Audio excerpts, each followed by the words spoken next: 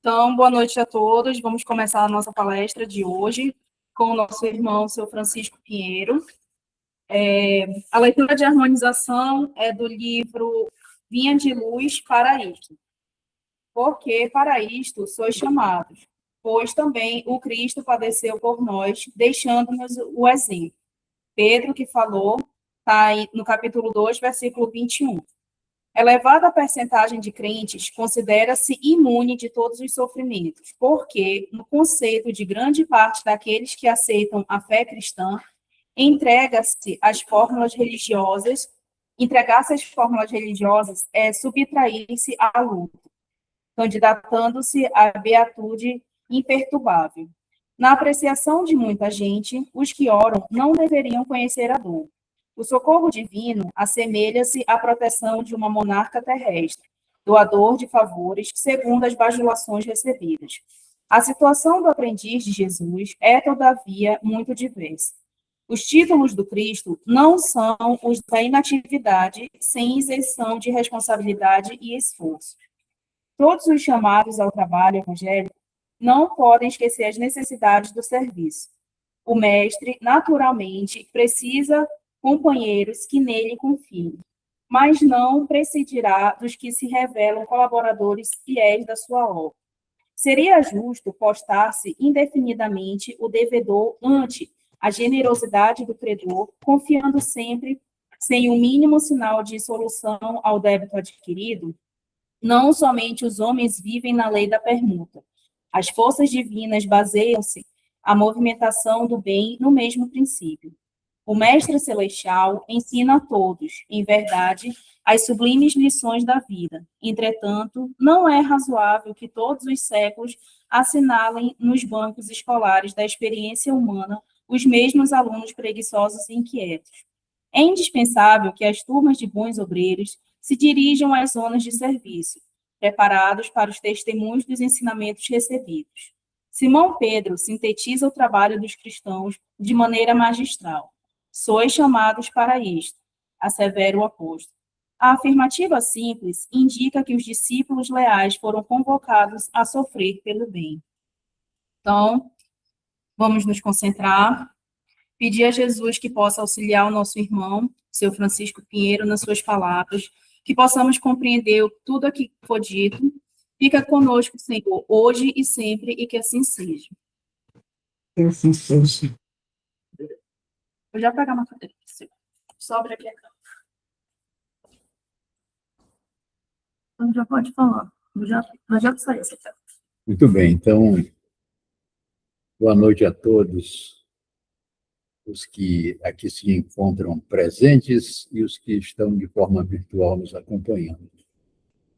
Hoje, iremos conversar sobre o tema mansidão e indulgência na convivência familiar. Em realidade, esse tema nós apresentamos em outras casas espíritas por ocasião do mês de maio, quando era o Dia das Mães, o mês das noivas, o mês de Maria, e conversávamos a esse respeito, porque nos últimos anos vem crescendo muito a questão da violência contra a mulher, do feminicídio, de forma que nós nos preocupamos em conversar a respeito de um assunto que é a não violência, que é a brandura, a mansidão. Jesus, em diversas passagens evangélicas, tratou dessa questão. Nós podemos encontrar no capítulo dos brandos e pacíficos, quando ele fala exatamente sobre a mansidão, ele fala exatamente sobre a não violência, fala não só na parte física, mas fala também na violência por palavras que causam injúrias, às vezes as palavras, elas são ofensivas. E as palavras ofensivas, elas não exprimem um sentimento amoroso. Ao contrário.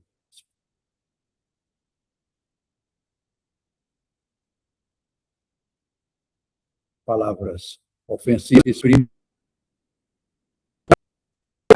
que é exatamente a lei que Jesus veio nos trazer, a lei de amor e de caridade. Então, é sobre esse assunto que nós vamos cuidar hoje, e o enfoque está dado em cima da questão familiar, da convivência familiar, já que nós temos a família como chamado desafio, né? Acho que vocês conhecem uma obra chamada Desafio, chamado Família, né? Então, nós estamos com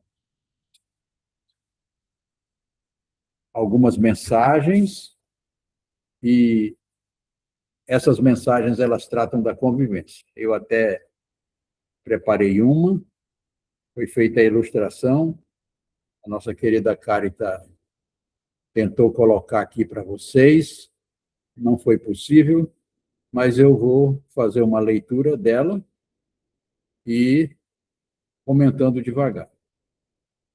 Essa mensagem, convivência, ela está no livro Respostas da Vida, psicografia de Chico Xavier e ditado pelo Espírito André Luiz. E ela começa dizendo assim: a vida vem de Deus, a convivência vem de nós. Ou seja, Deus foi que nos criou, já que Ele é o Criador de tudo. Ele nos deu a vida. Muito bem, somos espíritos, filhos de Deus. Então, a vida veio de Deus. Mas a convivência, ela vem de nós. Nós estamos aqui para conviver com os demais irmãos, também filhos de Deus. Essa convivência nem sempre é pacífica, nem sempre é mansa e pacífica, como diz Jesus. Por quê? Porque nós chegamos ao nosso plano físico e nos reunimos com outros irmãos que são afetos nossos de outras vidas, e nos reunimos também com outros que são desafetos. Então, aqueles que são afetos, que estão na nossa família, como nossos irmãos consanguíneos, eles nos auxiliam na tarefa do crescimento espiritual, do bem, da pacificação. Já aqueles que são desafetos, eles vêm exatamente na tentativa de que nós consigamos reverter a situação de desafeto e transformar numa situação afetiva. Lamentavelmente, nem sempre dá certo, mas diz aqui na mensagem que aqueles companheiros que nos partilham a experiência do cotidiano são os melhores que a divina sabedoria nos concede a favor de nós mesmos. Ou seja, é o que nós precisamos. A gente entender isso facilita bastante o nosso convívio. Porque, embora sabendo que eu tenho dificuldade de relacionamento com um irmão consanguíneo, ou pode ser um outro parente, um tio, um primo, mesmo eu sabendo dessa dificuldade, foi planejado no plano espiritual a minha reencarnação junto dessas pessoas, com o grande objetivo de que a gente pudesse conviver em paz, que a gente pudesse se reajustar de situações passadas, né? Muito bem. Com relação às pessoas que se casam, por exemplo, eu não sei se vocês já leram sobre os casamentos. Nós temos uma obra que é do... Perdão que eu esqueci agora o nome do autor, mas é assim. Nós temos uma situação onde ele define os casamentos. Aí ele fala que nós temos inicialmente os casamentos acidentais. O que são os casamentos acidentais? São aqueles casamentos onde as almas que se encontram e se casam não tiveram nenhuma relação de vida, de afeto, de desafeto, de nada no plano espiritual. Elas começaram a se conhecer aqui no plano físico. Então, dessa forma, eles vão ter uma primeira experiência juntos. Às vezes dá certo, mas na grande maioria das vezes, esses casamentos acidentais, eles não dão certo. Muito bem. Mas o que aconteceu? Você teve a primeira experiência, você agora já tem uma vivência com essa outra alma, e quando for em outras possibilidades, vai haver um novo encontro onde o que for necessário ser feito para corrigir os erros será feito. O segundo tipo de casamento é o provacional. Qual é o provacional? É aquele tipo onde há um relacionamento anterior em outras vidas. Então, você já traz de outras vidas um relacionamento com aquela pessoa. E quando nasce aqui, junto com ela, se encantam um pelo outro e se casam. Mas é chamado de provacional. Por que é provacional? Porque há coisas a serem corrigidas de vidas passadas. E a grande maioria dos casamentos é provacional, para corrigir coisas passadas. Aí depois ele vai evoluindo nessa narrativa dos tipos de casamento para os casamentos afins, quando há uma afinidade entre os espíritos já de outras vidas. Então, eles têm a mesma afinidade, aí eles gostam das mesmas coisas, eles têm pendores parecidos, e eles, às vezes, têm a mesma religião, às vezes eles são espíritas. Então, esses são os casamentos afins. E depois nós temos os casamentos transcendentais. Aliás, tem um lá que está até na Alcione, na renúncia, é um tipo de casamento sacrificial, que eles chamam, que é o caso da Alcione com o Pollux. Então, ela nasceu junto nessa encarnação para ajudar o Pollux. E, infelizmente, para quem já leu Renúncia, é triste a gente ver que, apesar de todos os esforços de Alcione, não foi possível resolver o problema do Pollux, que ele era muito difícil. Então, às vezes, até a gente se entristece vendo a situação. E os sacrifícios todos que ela fez para que ele pudesse crescer, e ele não cresceu. A outra situação é os casamentos transcendentes ou transcendentais. É quando almas superiores, acostumadas já ao trabalho superiores, se unem aqui na Terra para uma grande obra, para grandes obras. E assim nós temos Allan Kardec se casando com Madame Baudin. Eles se casaram num casamento transcendental para realizar grandes obras, como fizeram. Ela era professora, ele também era professor, então eles fizeram grandes obras. Muito bem. Então, prosseguindo aqui com a nossa mensagem, né? Aqueles companheiros que nos partilham a experiência do cotidiano são os melhores que a divina sabedoria nos concede a favor de nós mesmos, respeitados aquelas situações que eu falei, né?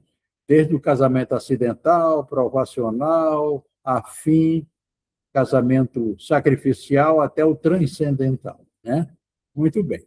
Aí, continuando aqui a mensagem, ele diz assim: se você encontra uma pessoa difícil em sua intimidade, essa é a criatura exata que as leis da reencarnação lhe trazem ao trabalho de burilamento próprio. Então, aquela pessoa veio exatamente dentro da preparação reencarnatória para que você possa se burilar através do relacionamento, do convívio familiar com essa pessoa.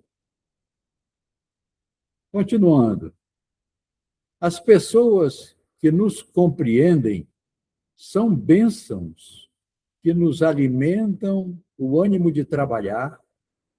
Então, vejam bem, tem aquelas pessoas que nos compreendem, que são maravilhosas, que são bênçãos, que alimentam o nosso ânimo de trabalhar.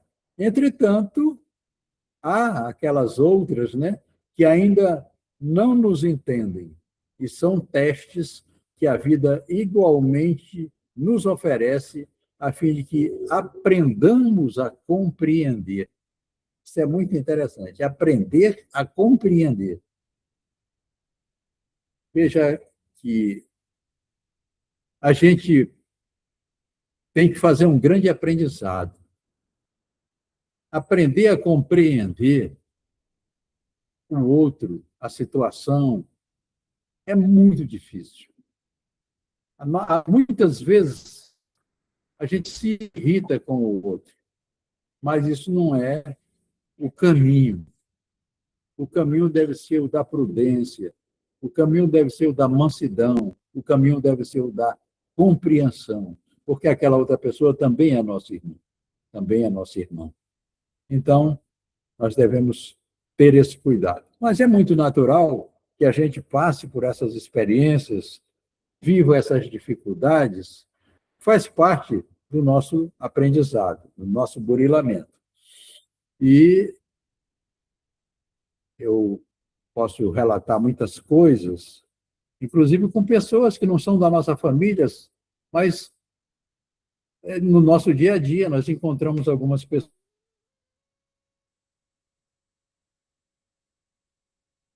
que nos causam algumas dificuldades. Eu sei que é minha particular, mas eu posso contar para vocês, sem nenhum problema. Durante algum tempo, nós estávamos estudando na Fundação Allan Kardec a questão do perdão, né? Quantas vezes eu devo perdoar o meu irmão? 7? 70 vezes 7? Por que eu devo perdoar? Qual é o benefício do perdão? A quem é que eu devo perdoar? E por aí a gente estudava o perdão e eu estudei de uma forma que eu saí de lá da fundação sublimado. Assim, eu estava com o coração cheio de alegria, saí muito feliz. E fui me dirigindo para minha casa devagar, fui tranquilo, como eu digo, com o coração sublimado e tal. E, de repente, alguém vinha atrás de mim e começou a buzinar. Pip, pip, pip. E eu imaginei que essa pessoa estava apressada, mas era estreito, não tinha como dar passagem para essa pessoa.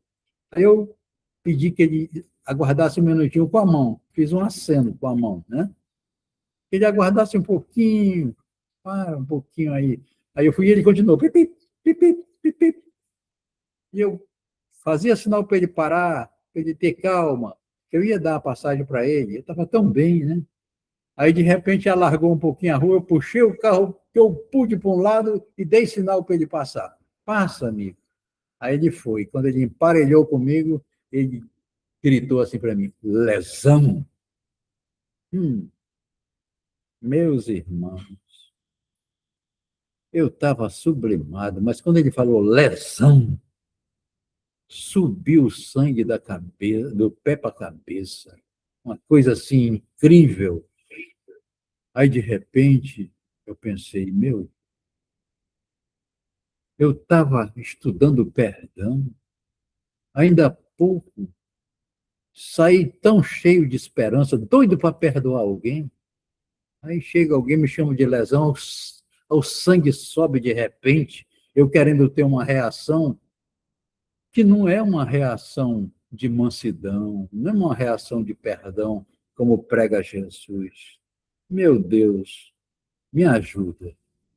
E naquele momento eu comecei a me acalmar, me lembrei de uma mensagem de Emmanuel, que ele fala que nós somos assim, ainda espíritos com impurezas, espíritos impuros.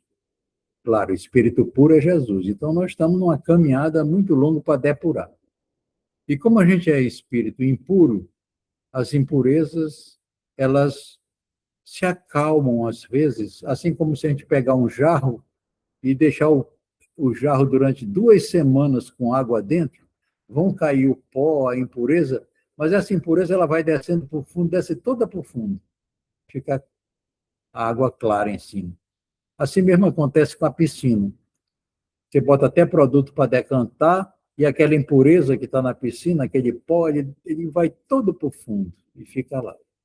Agora, o que, que ocorre? Diz Emmanuel que a gente fica numa situação do lago tranquilo, sereno, que a gente olha, mas se de repente jogar uma pedra no lago, uma pedra, aí aquela impureza que está no fundo sobe, tolda a água. E foi aquilo que eu comecei a pensar, foi o que aconteceu comigo. Como eu sou impuro, a minha impureza subiu, ela veio do pé para a cabeça.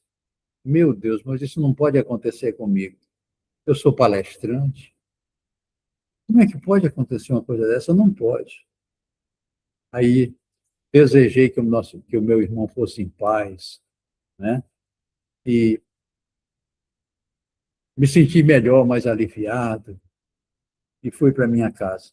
Conto essa experiência para mostrar que nós, como somos espíritos de terceira ordem, ainda temos essas dificuldades, apesar da gente estudar, apesar da gente estar no espiritismo há bastante tempo, mas a gente ainda tem essas dificuldades. Então, não é tão fácil assim como a gente pode pensar o, o nosso esforço para ser um verdadeiro espírita. O verdadeiro espírita é aquele que empreende esforços para domar as suas más inclinações, ou seja, as suas impurezas, né?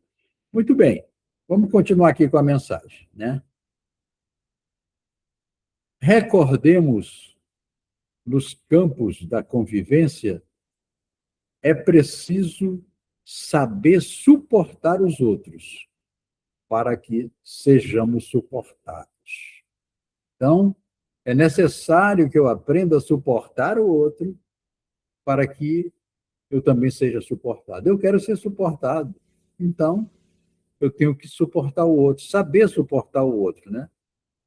Às vezes a gente pensa que sabe suportar o outro, às vezes a gente pensa que o outro não tem nada que suportar da gente, mas a gente sempre tem as nossas impurezas, que eu falei há pouco para vocês. Se alguém surge como sendo um enigma em seu caminho, isso quer dizer que você é igualmente um enigma para esse alguém. Ah, eu não entendo aquele fulano, eu não entendo aquela cicrana. É, é um enigma para mim. Ela diz a mesma coisa de você. Ela também diz, eu não me dou bem com aquela pessoa, eu não sei o que é, mas eu não entendo aquela pessoa. Então, entenda que se essa pessoa é um enigma para você, você também é um enigma para essa pessoa. Pensando assim, você está se colocando num, num nível onde pode chegar a um entendimento. Nunca diga que a amizade não existe. Qual nos acontece, cada amigo nosso tem as suas limitações. Qual nos acontece. Eu também tenho as minhas limitações. Então, cada amigo nosso tem as suas limitações. E se algo conseguimos fazer em auxílio do próximo, nem sempre logramos fazê-lo o máximo, de vez que somente Deus consegue tudo em todos. Então, eu tenho momentos em que eu estou sendo bom, mas eu não sou completamente bom. Tem momentos que alguém vai me chamar de lesão e vai subir aquela impureza, né? Então, eu tenho que compreender, como eu compreendi naquele momento, né, que a pessoa, apesar de eu ter feito o bem a ela pode, em determinados momentos, ela pode, em Como é que eu não consigo? determinado momento, Ela botou no grupo assim. Estavam trabalhadores. Ele saiu no online, né? muito bem. E faz um estudo. Vamos continuar, então, enquanto a Caritas aí trabalha, vamos continuar com a nossa mensagem, né? Então, se você realmente ama aqueles que lhe compartilham a estrada, ama no sentido macro, né? Aquele sentido grandioso, né? No sentido ágape, né?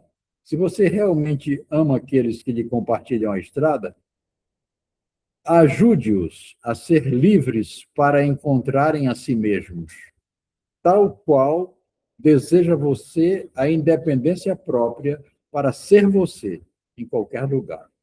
Então, respeite a independência deles, ajude sem interferir. Poxa, como é que isso é difícil, né? Ajudar sem interferir, né? E sim, isso é muito interessante. Eu posso comentar algumas coisas com vocês. Eu lembro que, ainda lá na fundação, logo nas primeiras aulas que eram dadas, era apresentada a Fundação Allan Kardec, assim como pode ser apresentado Bezerra de Menezes para os frequentadores desta casa. E as regras da casa. E a primeira regra era assim: aqui ninguém é melhor do que ninguém. Todos somos irmãos. Então, se você é desembargador e vai para lá, você é um irmão. Você não é desembargador, lá você é irmão. Você é um advogado, você é um médico, você é um cientista, lá você é um irmão. Então, ninguém é melhor do que ninguém, todos somos irmãos. Não importa qual é a sua atividade, o seu grau acadêmico, não importa. Todos somos irmãos. Segundo, que eu vou contar a história para vocês desse segundo. Aqui era lá na Casa Espírita, né? Aqui ninguém é obrigado a fazer nada. Olhe bem, aqui ninguém é obrigado a fazer nada, mas as coisas estão aqui para serem feitas. Aqui ninguém é obrigado a fazer nada, mas as coisas estão aí para serem feitas. Ou seja, escolhe fazer alguma coisa, procura fazer alguma coisa. Recepciona alguém lá na recepção, distribui, faz alguma coisa, né? E isso aí, aparentemente, não tem quase significado. Mas eu digo para vocês o seguinte: a minha filha, que é uma... Eu tenho duas filhas, uma mora em Fortaleza com a mãe dela, e outra que mora em frente da minha casa, mas ela passa o dia na minha casa lá com um filho autista que ela tem. E ela, com alguma dificuldade, né, para fazer as coisas, porque tem que cuidar do filho autista, etc e tal, e me via lavando a louça e tal, e disse: pai, poxa, eu venho aqui, eu almoço e tal, e o senhor lava a louça. Eu digo: isso seria uma obrigação minha. Eu digo: não, minha filha, aqui ninguém é obrigado a fazer nada, mas as coisas estão aí para serem feitas. Quando você puder, você faz. Ela não sabe nem de onde eu tirei isso, mas foi um aprendizado que eu tive. Isso iniciou um bom relacionamento meu com ela. Então, hoje, a gente tem um bom relacionamento exatamente em função desses aprendizados que a gente vai colocando no dia a dia, da brandura que a gente vai tendo. Às vezes, ela acorda assim um pouco preocupada por uma série de situações, porque, como ela tem um filho autista, ela não consegue se manter num emprego porque ele começa a dar problema e tal, e ela deixa o emprego para... Eu digo: minha filha, não se preocupe.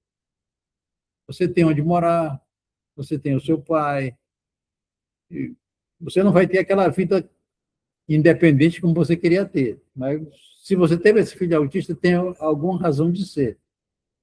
Então, a gente faz os evangelhos, e ela entende agora muito bem que tem uma razão de ser, ela é louca pelo filho autista, e hoje ele já está com 14 anos, né? E a gente tem esperança de que ele consiga ir se libertando aos poucos para que ela possa ainda trabalhar. Ela tem vontade, ela se ressente disso aí. Mas esse meu filho autista ele é muito interessante. Quando ele tinha 7 anos, meu filho não, meu neto, desculpa.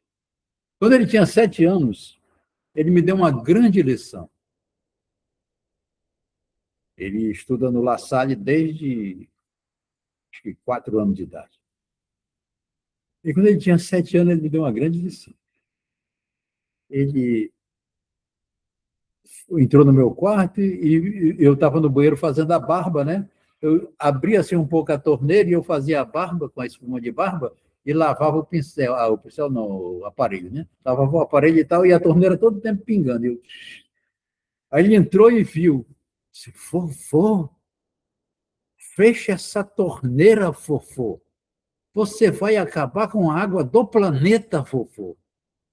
Aí eu fiquei, tocou o meu coração, digo, meu Deus, mas que lição ele está me dando, né? Eu devia realmente não estar com esse desperdício, né? Que lição ele me deu, meu Deus do céu. Acho que ele se ouviu lá pela escola, ensinando isso aí, não desperdiçar, para não acabar a água do planeta. Então, mas eu achei interessante. Então, a gente procura ter esse convívio, esse convívio. Tem os momentos mais difíceis? Tem, mas a gente lembra sempre de Jesus. Quando a gente está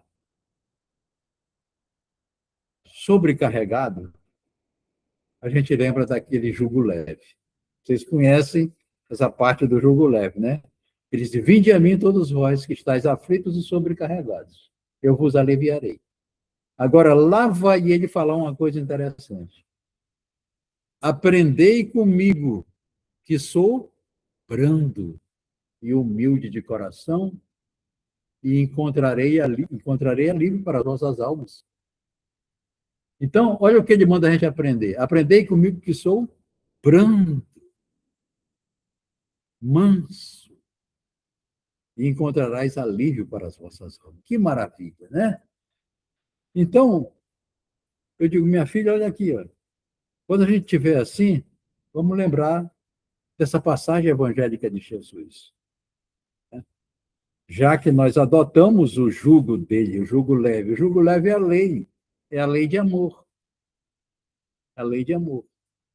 A lei divina que ele veio pregar aqui. Vocês sabem, está no Livro dos Espíritos, a questão 614.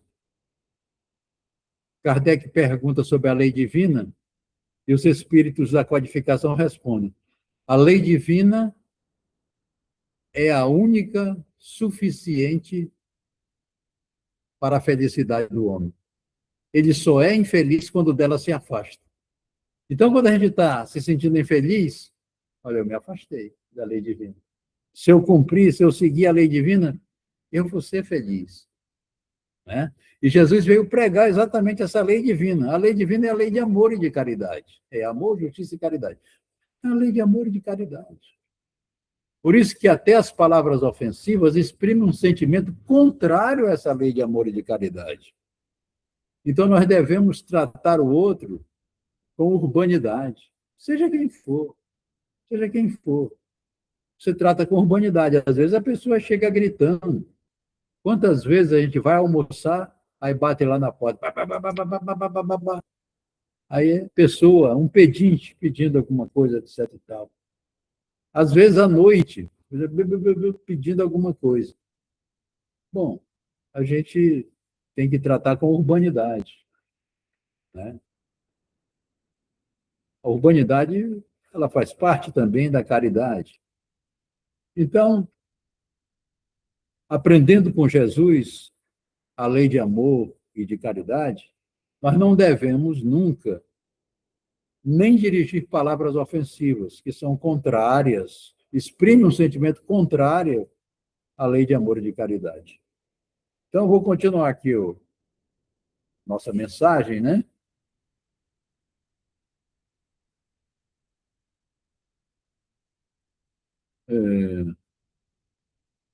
Se você realmente ama aqueles que lhe compartilham a estrada, aí eu dei o exemplo da minha filha, né? Ajude-os a ser livres. Eu deixo ela livre. Ajude-os a ser livres para encontrarem a si mesmos. Às vezes ela está sobrecarregada, mas a gente conversa. Tal qual deseja você, independência para você também, em qualquer lugar. Eu também quero a minha independência. Tenho os meus momentos em que eu quero a minha independência. Quem valoriza a estima alheia procura igualmente estimar. Então, quem valoriza a estima alheia, ou seja, eu gosto de ser estimado, eu valorizo quem me estima. Ah, como é bom, o Charlton gosta de mim, o Charlton me manda uma mensagem, né? A Cárita, né? A dona Nazaré. Dona Nazaré. Dona Nazaré é a mãe da Cárita. É.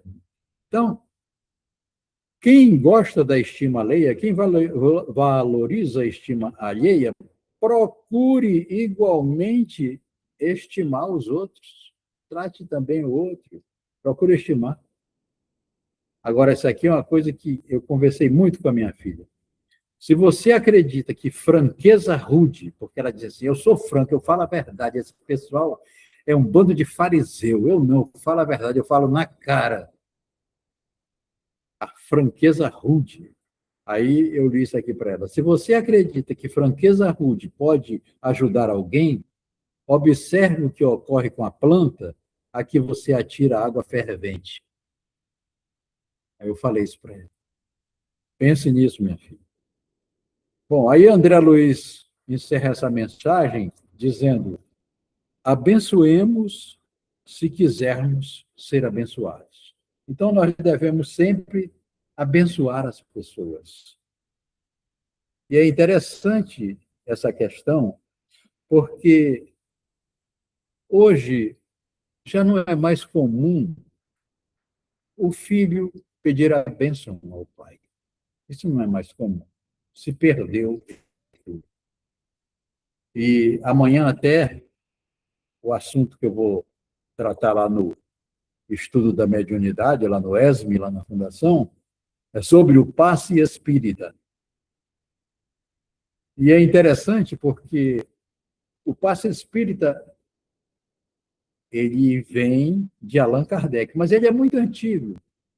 Ele é mais antigo do que Jesus. O passe espírita, ele é novo, porque o espiritismo é de 1857. Mas o passe, que não tinha esse nome, ele vem desde o tempo do pai Abraão. O pai Abraão abençoava os filhos. Os filhos chegavam, se ajoelhavam e diziam: abençoa meu pai Abraão. E ele colocava a mão, impunha a mão sobre a cabeça e dizia: Deus que te abençoe, meu filho. E a partir daí surgiu a bênção. E esse costume judaico, e nós que somos judaico-cristãos, ele se estendeu durante muito tempo. Bença pai, bença mãe, bença meu padrinho, bença fulano, que veio desde aí. Isso, na realidade, era um passe. Ele colocava a mão em cima e dizia: Deus que te abençoe. Que é o passe espírita de hoje. Você coloca a mão em cima, claro, faz toda aquela preparação, e coloca a mão em cima para que, através das suas mãos, os espíritos que vão passar primeiro por você, que vão trazer primeiro para você, possam derramar no vaso limpo que você está preparado para isso, passar para o outro essa bênção, que é o passe. Essa bênção. Então, é algo antigo a bênção. né? E nós, aos poucos, vamos aprendendo a conviver modernamente com a falta de bênção. Mas a gente abençoa os filhos.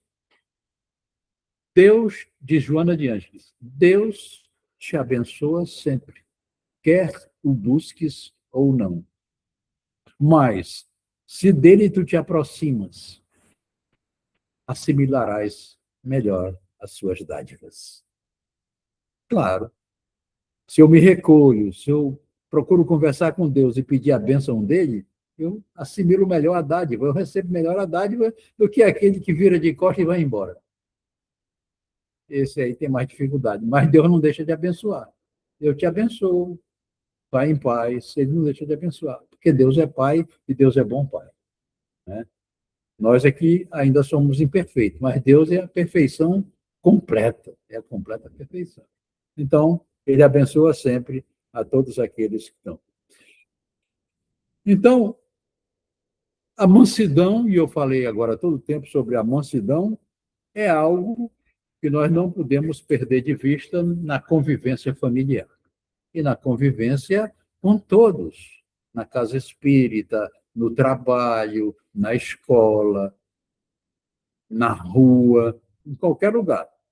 Então, se eu sou espírita em qualquer lugar. Eu não só sou espírita na casa espírita. É isso que nós temos que levar em conta. Então, se nós temos a mansidão na casa espírita, temos que ter em todo lugar. Eu não posso, quando eu estou na reunião mediúnica, receber um espírito que vem todo cheio de revolta e eu conversar mansamente com ele, fazer um diálogo muito pacífico com ele, tentando pacificá-lo, etc. e tal, e quando chegar em casa brigar com o meu pessoal. Aí mudou totalmente, não adianta. Diz Allan Kardec, né? Que adianta ao orgulhoso dizer eu sou espírita, se ele continua orgulhoso? Que adianta ao avarento dizer eu sou espírita, se ele continua avarento? Então, o verdadeiro espírita empreende esforços para domar as suas más inclinações. Ainda não é perfeito, mas luta por isso. Então, nós somos espíritas aqui e fora da casa espírita. Nós devemos procurar sê-lo dessa forma, agindo com mansidão para com todos. Mansidão não quer dizer que você vai se acomodar diante de tudo. Ah, porque eu sou manso. E se acomodar, e se atolar em preguiça de não fazer nada. Não, porque eu sou manso. Não é nada disso, né?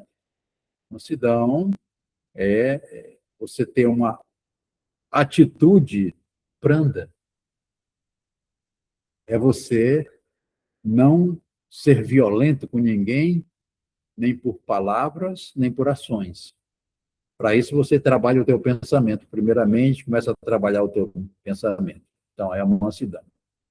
Agora, vou falar um pouquinho, né, sobre a indulgência na convivência familiar. Jesus foi o maior exemplo de indulgência. Inclusive, ele coloca a indulgência como um dos componentes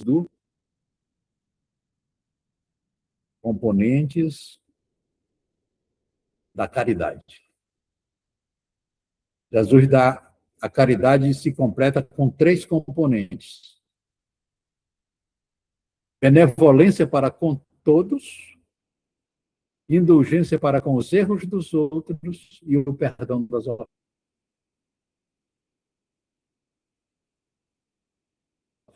Esses 3 aí é que vale que não é isso, né?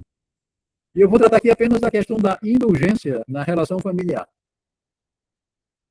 Indulgência para com o erro do outro. Você vai encontrar erro na convivência familiar. Erro do seu pai, erro da sua mãe, erro do seu irmão. Erro na convivência familiar você vai encontrar. E você não erra? Você só vê o erro do outro e você não erra? Você erra também. Então, analisa que você também erra e começa a pensar. Eu também tenho um pecado, não posso atirar a primeira pedra. Como Jesus nos ensinou. Atire a primeira pedra quem não tiver pecado. Então, A indulgência na vida familiar, na convivência familiar, ela é importantíssima, porque nesse momento em que você compreende o outro, compreende o erro do outro, o outro também tem uma tendência a te compreender também. Poxa, eu vou compreender. Eu já encontrei pessoas difíceis, muito difíceis, não da minha convivência familiar, mas pessoas difíceis, de um modo geral, pessoas que sempre culpam os outros, elas nunca estão erradas, elas sempre culpam o outro. Aquela pessoa que, quando está dirigindo, quando dá uma batida no carro, o outro está totalmente errado, ela está totalmente certa. Nunca ela admite que está errada, por mais que ela tenha vindo e batido por trás, distraidamente, ela bateu o carro por trás, mas a culpa foi do outro. Não, você que parou, a culpa é sua. Essas pessoas, elas têm ainda uma dificuldade muito grande. E há pessoas ainda que não conseguem se libertar disso. Há pessoas que têm que culpar alguma coisa. Quando ela não bate em ninguém, ela bate num poste sozinha. Sabe quem é o culpado? O poste. Ela vai culpar o poste. Esse poste não devia estar aí. A culpa é do poste. A culpa é de quem botou esse poste aí. Então, essas coisas, elas geram intranquilidade no próprio ser. Essa pessoa não vive em paz, não vive feliz. Ela vive intranquila. Ela precisa da mansidão de Jesus, né? Porque a indulgência dele, ela terá sempre. Vai compreender o erro. Mas ela precisa praticar a mansidão de Jesus para encontrar calma. Né? Aprendei comigo que sou brando e humilde. Olha bem, brandura e humildade. Aprendei comigo que sou brando e humilde de coração. E encontrarás alívio para vossas almas. Podem ler isso no jugo leve, mas leiam como um aprendizado. Eu vou mudar. Eu daqui para frente vou fazer isso aqui. Eu quero encontrar alívio para minha alma. Então, eu começo procurando ser brando, procurando ver os meus erros e não dos outros. E quando aparecer o erro dos outros, eu ser indulgente.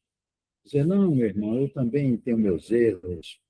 Vamos procurar nos consertar. Você conserta o seu, eu conserto o meu. Você me ajuda a consertar o meu, eu posso ajudar você a consertar o seu. E é importantíssimo, então, que a gente trabalhe juntamente com a mansidão, a indulgência. Com isso aí, nós vamos conseguir melhorar o relacionamento. Nós vamos conseguir fazer com que a convivência seja sadia, saudável, fraterna. Muito bem, meus irmãos, isso era o que eu tinha para trazer para vocês na noite de hoje. Em nome de Jesus, que Deus nos abençoe a todos. Tem uma carita aqui para fazer a parte de encerramento. Então, alguma colocação, alguma dúvida? Então, né? Nós agradecemos a participação do seu Francisco e Charlton, pode fazer a prece de encerramento, por favor? Então, vamos silenciar, reunindo-nos com a equipe espiritual Testamento de casa. Rogamos, Senhor, a assistência por todos nós, encarnados e desencarnados, aqueles que aqui se encontram e aqueles que virtualmente participaram desse tratamento espiritual. Rogamos, Senhor, que essa assistência se estenda a todos aqueles que fazem o tratamento nesta casa.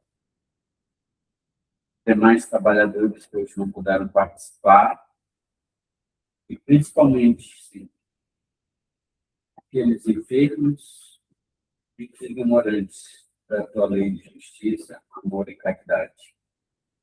Abençoa, Senhor, a todos, abençoe no nosso companheiro, no seu regresso do lar, e todos juntos possamos, no dia do dobramento do sono, ter uma jornada evolutiva, constante e progressiva. Essa Que assim seja, minha irmã. Obrigado a todos. Que assim seja.